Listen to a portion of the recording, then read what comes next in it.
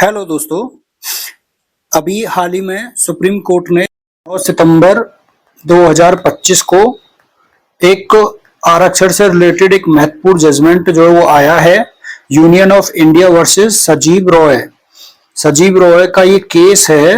इसमें क्या हुआ आरक्षण को लेकर कि एक मामला था पुराना 2015 का, जो कि एसएससी से रिलेटेड था, जिसमें BSF, CRPF, ITBP, SSB, NIA और एसएसएफ और असम राइफल्स में राइफल्समैन्स की जो भर्ती की जो है नोटिफिकेशन निकला था, उस भर्ती से रिलेटेड ये जजमेंट है, जिसमें जो यूनियन ऑफ इंडिया है, जो सेंट्रल गवर्नमेंट है, वो सुप्रीम कोर्ट गई थी इसको लेकर।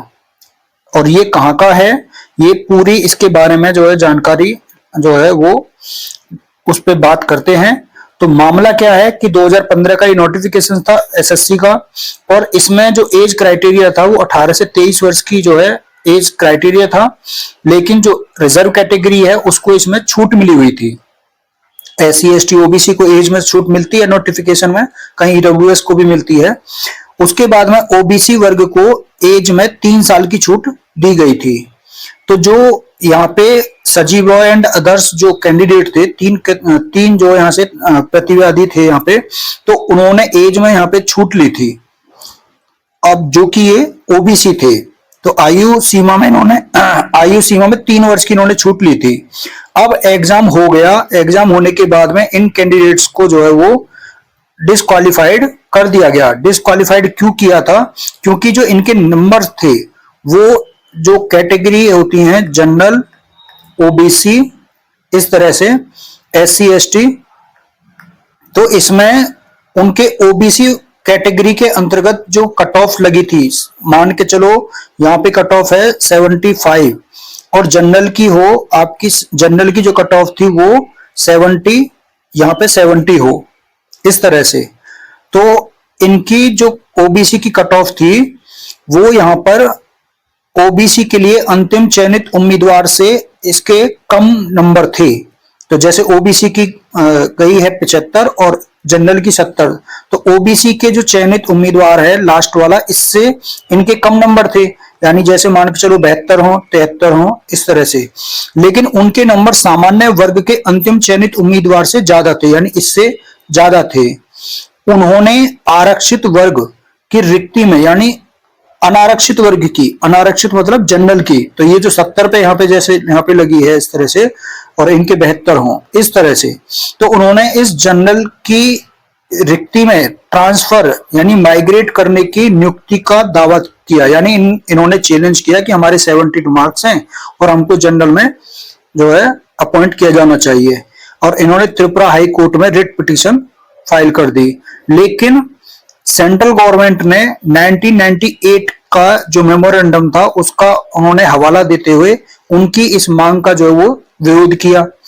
ऑफिस मेमोरेंडम 1998 का, उसमें कहा गया है कि अगर कोई रिजर्व कैटेगरी का उम्मीदवार है, कैंडिडेट है, वो रिटर्न में शामिल होने के लिए अगर एज में रिलैक्सेशन में जो है एज रिलैक्सेशन मांगता है, और या फिर योग्यता में छूट मांगता है, या परीक्षा में शामिल होने के लिए बाकी अनेक उसके मौके जो है उसको मिलते हैं, उनका लाभ उठाता है, तो फिर उसे जनरल कैटेगरी की जो वैकेंसी है उसमें अपॉइंटमेंट के लिए उसको विचार नहीं किया जाएगा, मतलब उसको जनरल कैटेगरी में काउंट नहीं किया जाएगा। फिर त्रिपुरा हाई कोर्ट ने केंद्र सरकार की ये दलीलों को स्वीकार नहीं किया था। उन्होंने इनको जो है वो अपॉइंटमेंट जनरल में इनका करा दिया। अब इस चीज को लेकर त्रिपुरा हाई कोर्ट ने सुप्रीम कोर्ट का जो है इसमें हवाला दिया था। जब त्रिपुरा हाई कोर्ट ने सेंट्रल गवर्नमेंट की दलील स्वीकार नहीं की, तो उसका कारण उन्होंने सुप्रीम कोर्ट का ही एक केस है, जितेंद्र कुमार सिंह बनाम उत्तर प्रदेश राज्य 2010 का। इस मामले में सुप्रीम कोर्ट का पूर्व फैसले को इन्होंने बेस बनाया, आधार बनाते हुए उस पिटीशन को एक्सेप्ट कर लिया, और जो जनरल कैटेगरी थी उसमें उनका माइग्रेट करके उनको उनकी अपॉइंटमेंट का ऑर्डर दे दिया। अब इस हाई कोर्ट के ऑर्डर के खिलाफ में सेंट्रल गवर्नमेंट सुप्रीम कोर्ट आई थी, और सुप्रीम कोर्ट ने जो ये फैसला दिया है, जिसको यूनियन ऑफ इंडिया वर्सेस सजीव रॉय का जो केस कहा गया। अब जो जितेंद्र कुमार का जो हवाला दिया था इन्होंने, उसमें क्या कहा गया था, उसमें यही कहा गया था कि जनरल कट ऑफ पार करने वाले रिजर्व कैटेगरी उम्मीदवार जो वो जनरल में काउंट होंगे। यानी उन्होंने अगर 70 और 75 इस तरह से थी, ये ओबीसी की और ये जनरल की, तो जनरल कट ऑफ पार करने वाले रिजर्व कैंडिडेट जो है वो जनरल में काउंट होंगे। अब सुप्रीम कोर्ट ने यहाँ पे संजीव रॉय वाले केस में क्या कहा है, तो ये न्यायमूर्ति सूर्यकांत और न्यायमूर्ति जयमाल्या बागची की पीठ ने एसएससी की 2015 की जो अर्धसैनिक बलों में भर्ती से संबंधित जो है 9 सितंबर को ये फैसला दिया है।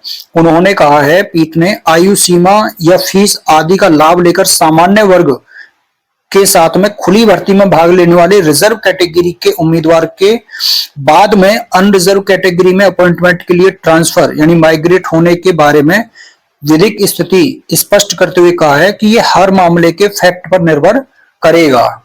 पीठ ने कहा कि अगर भर्ती